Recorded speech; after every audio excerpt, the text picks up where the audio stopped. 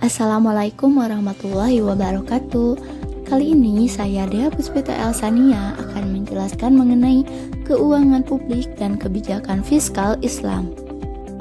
Sejarah keuangan publik pada masa awal Islam. Yang pertama, keuangan publik pada masa Rasulullah Shallallahu Alaihi Wasallam.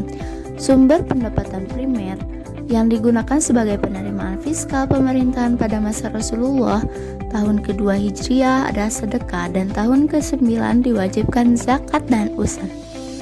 Yang kedua, sumber pendapatan sekunder diantaranya uang tebusan untuk para tawanan, pinjaman untuk pembayaran uang pembebasan, humus atau rikas, amwal fadla, wakaf, nawaib, zakat fitrah, dan bentuk lain sedekah seperti kurban dan kafarat. Selanjutnya, keuangan publik pada masa Khulafaur Rasyidin, yaitu pada masa Abu Bakar As-Siddiq, Umar bin Khattab, Utsman bin Affan, dan Ali bin Abi Thalib.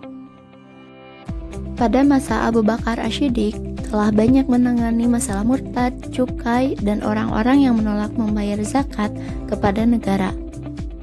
Klasifikasi kebijakan keuangan negara pada masa Umar bin Khattab yaitu diantaranya baitul mal, kepemilikan tanah, zakat dan sedekah untuk non-muslim, mata uang, klasifikasi pendapatan negara dan pengeluaran.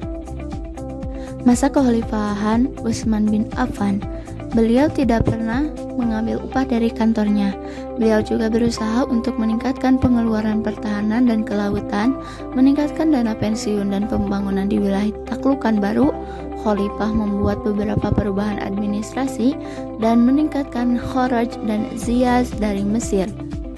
Pada masa kekhalifahan Ali bin Abi Thalib, kehidupannya sangat sederhana.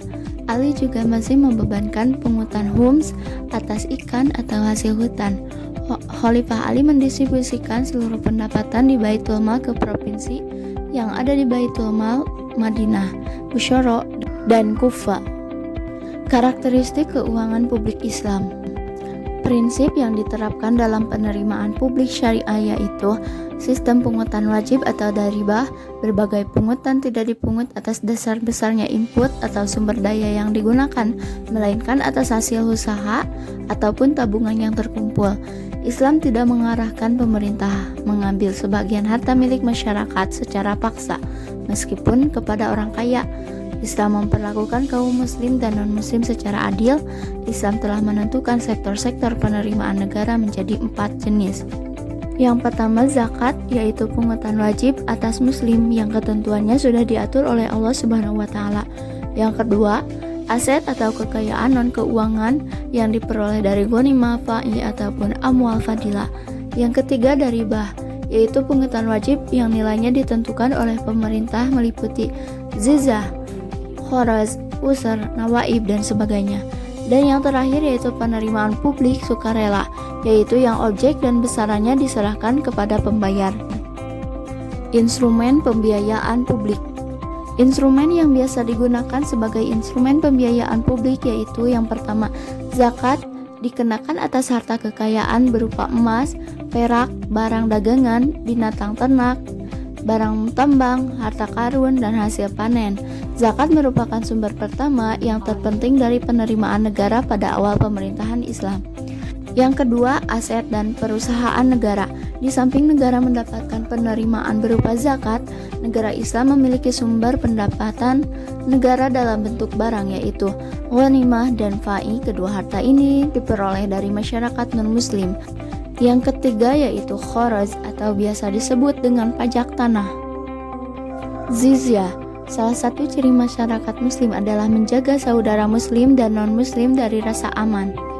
Oleh karena itu, pada masa Rasulullah, orang-orang Kristen dan Yahudi dikecualikan dari kewajiban menjadi anggota militer Islam.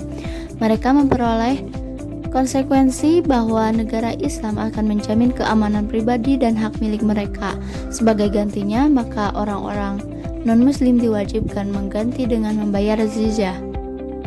Dan yang terakhir yaitu wakaf.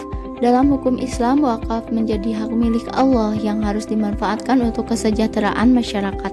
Abad ke-8 dan ke-9 Hijriah dipandang sebagai zaman keemasan perkembangan wakaf. Ketika itu wakaf meliputi berbagai aset semacam masjid, musola, sekolah, dan lain-lain. Kebijakan dan instrumen fiskal pemerintahan Islam. Dalam pemahaman konvensional, kebijakan fiskal merupakan program penerimaan dan pengeluaran pemerintah yang dapat digunakan untuk menstimulasi keadaan ekonomi. Dan di sini saya membuatkan tabel untuk sumber penerimaan dan pengeluaran negara. Silahkan disimak.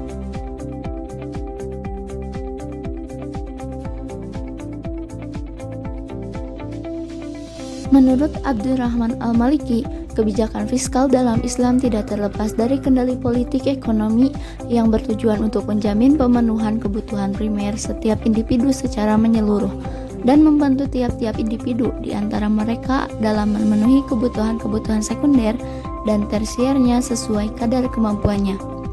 3 jaminan pemenuhan kebutuhan primer meliputi: pertama, pemenuhan kebutuhan primer bagi tiap-tiap individu seperti sandang, pangan, dan papan.